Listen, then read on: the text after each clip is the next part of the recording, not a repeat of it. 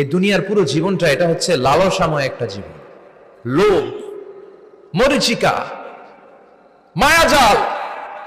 এই মায়াজালে আমরা আটকে আছি, ফলে মৃত্যুর কথা আমরা ভুলে গিয়েছি। পাগলের মতো ছুটছি, আরো টাকা লাগবে, আরো খ্যাতি লাগবে, আরো যশ লাগবে, আরো দাপট লাগবে। আমার এত টাকা দিয়ে কি হবে, এত সম্পদ দিয়ে কি হবে, এত ব্যস্ততা দিয়ে কি হবে তোমার? স্টপ, থামুন, অনেক হয়েছে। আন্না, থামুন, take a rest, take a breath and think about death. Think that you have to go back to your Lord. একটু বসেন না, একটু ভাবেন যে আমাকে চলে যেতে হবে, চলে যেতে হবে। এই কোলাহল, এই ব্যস্ততা, এগুলো থাকবে, থাকবো না আমি। সাইয়েদনা ওমর ফারুক বলেছেন, মুতু ক্বাবলা আন তামুতু, মরার আগে একবার মরো।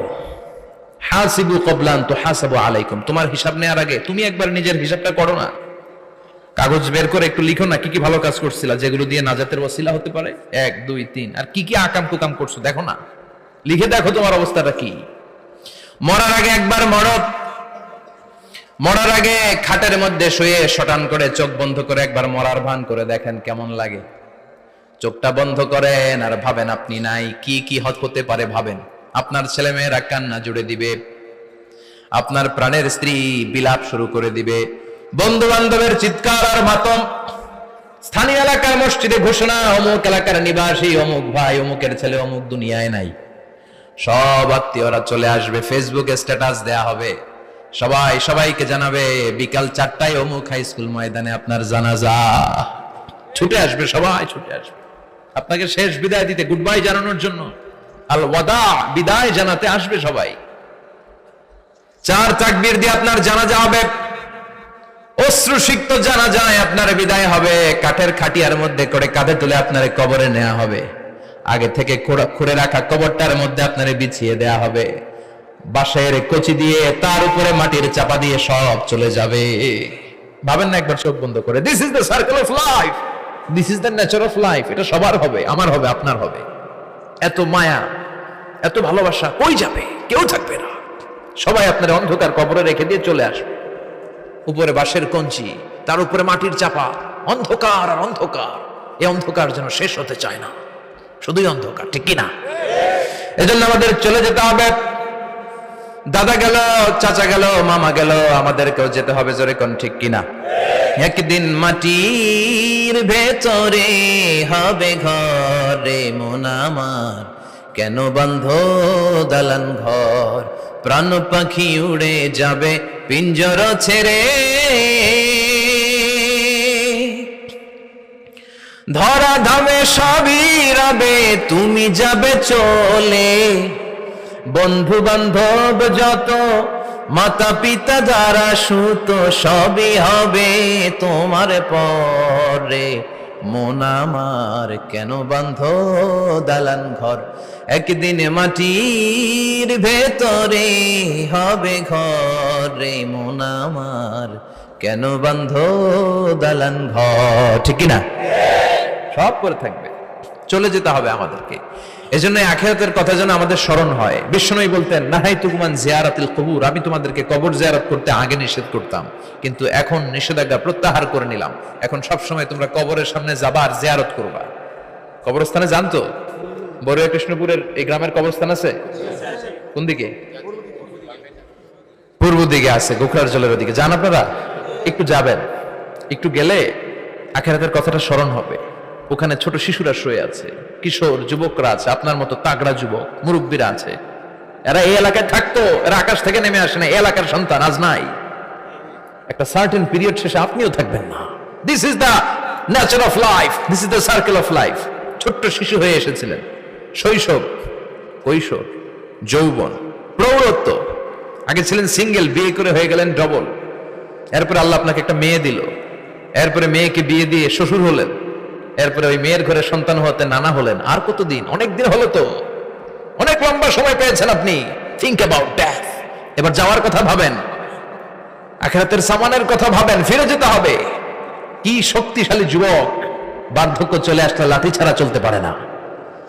কুচকুচে কালো দাড়ি সাদা হয়ে যায়, দাড়ির শুভ্রতা, বয়সের ভার, রং ধরা যৌবন জং ধরে শেষ, ঠিক কিনা? This is the circle of life. যুবক ভাইরা, এটাই জীবন, চলে যেতে হবে। কেউ থাকতে পারবে না, ঠিক কিনা? এটা রিমাইন্ডার আল্লাহ এই সূরার ভেতরে দিয়েছেন যে তোমাদেরকে ফিরে যেতে হবে, এই লোভ লালসা ছেড়ে দাও।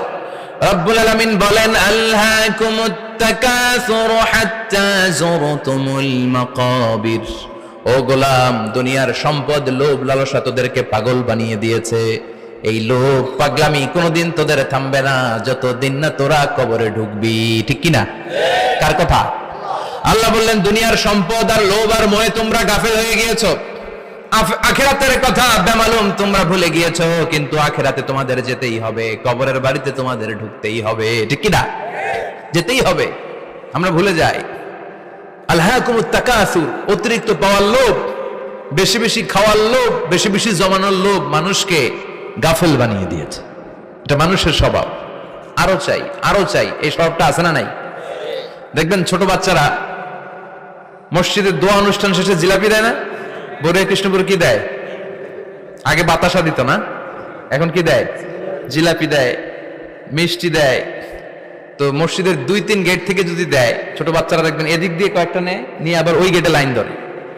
ওর হাত হলো ছোট হাত, ওর হাত ভর্তি জিলাপি, আর নেওয়ার জায়গা নেই, এরপর আরেক জায়গায় লাইন ধরছে, আরো লাগবে আরো লাগবে, এই আরো আরো আরো চাই।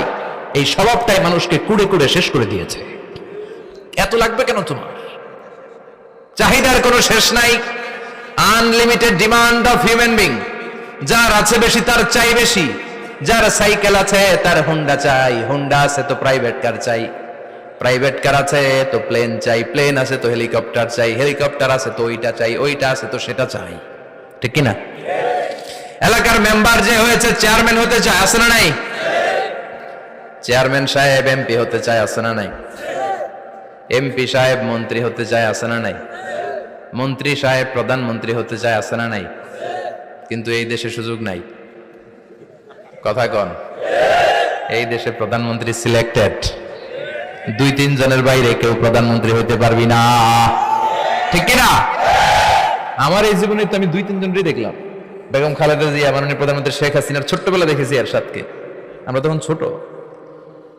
তো মানুষের চাহিদার কোনো শেষ নাই, যার আছে বেশি তার চাই বেশি। এজন্য বিষ্ণু বলেছেন উনজুরু ইলা মান হুয়া আসফালা মিন, তোমার চেয়ে যে খারাপ আছে ওর দিকে তাকাও। ওয়ালা তানজুর মান হুয়া আ'লা মিন, তোমার চেয়ে যে ভালো আছে ওর দিকে তাকাও না, তোমার চেয়ে যে খারাপ অবস্থানে আছে ওর দিকে তাকাও। অনেকে নিজের অবস্থান নিয়ে সুখী না, এরকম আছে না নাই? আল্লাহ আমার এটা দিল না রে, ওইটা দিল না রে, পাইলাম না রে, কিচ্ছু হয় না, কি করব জীবনে, হতাশ। আসলে আছে কিন্তু অনেক, কিন্তু শুকরিয়া নাই, ডাকাত, ঠিক কিনা? নিজের অবস্থান নিয়ে সুখী না, কিন্তু অনেক লোক আছে তারা আপনার অবস্থানে পৌঁছতে চায়। তাদের দিকে তাকিয়ে দেখেন, আপনি যে অবস্থানে আছেন এই অবস্থানে পৌঁছাটা অনেকের কাছে স্বপ্ন। তারা প্রতিনিয়ত সংগ্রাম আর স্ট্রাগল করে যাচ্ছে আপনার অবস্থানে পৌঁছতে, আর আপনি এটা নিয়ে সন্তুষ্ট না। শেখ সাদির নাম শুনেছেন? বালাগাল উলা কাশাফাদ দুজা, এই কবিতাটা রচয়িতা, ইরানের বিখ্যাত এক কবি। উনি একবার আর্থিক সমস্যার মধ্যে দিয়ে সময় কাটাচ্ছেন, টাকা নাই, পয়সা নাই, পায়ে দেওয়ার মতো জুতা নাই। উনি খুব দুঃখ পেলেন, হায় রে, আমি ইরানের এত বড় কবি, আমার পায়ে দেওয়ার মতো জুতা নাই। দুঃখ ভরা মন নিয়ে রাস্তায় হাঁটতে বেরোলেন। হাঁটতে হাঁটতে হঠাৎ দেখলেন একটা লোক শুয়ে শুয়ে কাঁদছে, ওই লোকটার 2টা পাই নাই, পাই নাই। উনি সেজদায় পড়ে গেলেন, আল্লাহর কাছে ক্ষমা চাইলেন, আল্লাহ অনেক দিয়েছো, শুকর আলহামদুলিল্লাহ। এজন্য যেই পরিস্থিতিতেই থাকি না কেন আমরা কি পড়বো? জোরে বলেন, কি পড়বো? এজন্য আল কানাতু মিনাল ইসলাম, অল্পে তুষ্ট থাকার নাম হলো ইসলাম। সম্পদ লাগবে কিন্তু সম্পদের পাহাড় লাগবে না, ঠিক কিনা? অল্প খান, অল্প পড়েন, অল্প জামান, অল্পের ভেতরে বরকত ঢুকায়া দিছে কে? দেখবেন যাদের সম্পদ অল্প তারা সুখী বেশি। জরিপে এটা দেখা গিয়েছে, অনেক সার্ভেতে এটা এসেছে, যারা সম্পদশালী এরা দুঃখী বেশি, এদের দুঃখ বেশি, টেনশন বেশি। খুব স্বাভাবিক, টাকা যার বেশি রোগ তার বেশি, টাকা যার বেশি টেনশন তার বেশি, টাকা যার বেশি ঘরে শান্তি তার কম, আছে না নাই? ঘরের ভিতরে অশান্তি, ছেলে কথা শোনে না, ছেলে টানে গাঞ্জা, মেয়ে করে পরকিয়া, আছে না নাই? স্ত্রী কথা শুনে না, ভালোবাসা নাই, ঘরটা জাহান্নামের টুকরা। রোগ বালাই, এক একটা হসপিটাল বিল পরিশোধ করতে মাসে 5 লাখ 10 লাখ, আছে না নাই? কিছু খেতে পারে না, ডাক্তার একেবারে ডায়েট মেনু বেঁধে দিয়েছে, ডায়েট, ভেরি ডায়েট মেনু, এটা এটা এটা এটা কিছুই খাবেন না, শুধু গরু খাবেন না, খাসি খাবেন না, চিংড়ি খাবেন না, খালি ঘাস খাবেন। ইচ্ছে মতো ঘাস খাবেন, মানে ঘাস জাতীয় যত আইটেম আছে সব খাবেন, শাক খাবেন, সবজি খাবেন, সালাদ খাবেন, গরু, চিংড়ি, মুরগি, গোশত, ইলিশ কিছু খেতে পারে না।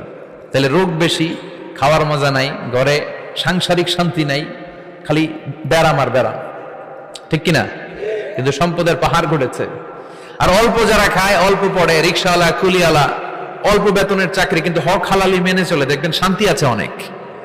হ্যাঁ, বাসা ভাড়া দেয়, ফ্যামিলি চালায়, বাচ্চাদের স্কুল বিল, এরপরও মাস শেষে 1-2 হাজার টাকা হাতে থেকে যায়। আর ওর প্রতি মাসে 10 কোটি টাকা ইনকাম, তারপরও ব্যাংকের ঋণ আছে না নাই? সুখ কারে বলে? কিভাবে আপনি সুখকে ডিফাইন করবেন? সুখ তো টাকায় কিনা যায় না, শান্তি টাকা দিয়ে হয় না, শান্তি দেওয়ার মালিক কে? শান্তি আছে অল্প খেয়ে শুকর করার মধ্যে, শান্তি আছে আলহামদুলিল্লাহর মধ্যে। চিল্লায় বলেন ঠিক কিনা? এজন্য অল্প খাবো, অল্প পড়বো, অল্প জামাবো, অল্পের ভেতরে বরকত দিয়েছে কে? দেখেন ধনী ভাইরা খেতে পারে না, কিন্তু রিক্সাওয়ালার কি সমস্যা হয়? রিক্সাওয়ালারা সব খেতে পারে, কুলিওয়ালা, দিন মজুর, এরা একেবারে স্লিম সুঠাম দেহি, মেদহীন পেট, পেটে কোনো মেদ নাই, ভুড়ি নাই। আর কোটিপতিদের মেদ আছে না নাই?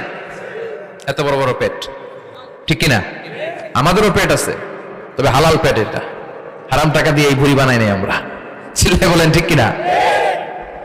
রিক্সাওয়ালা, কুলিওয়ালা নিজেও নামাজ পড়ে, বউ নামাজ পড়ে, বাচ্চাটাও নামাজ পড়ে, রিক্সা চালায় আর জিকির করে লা ইলাহা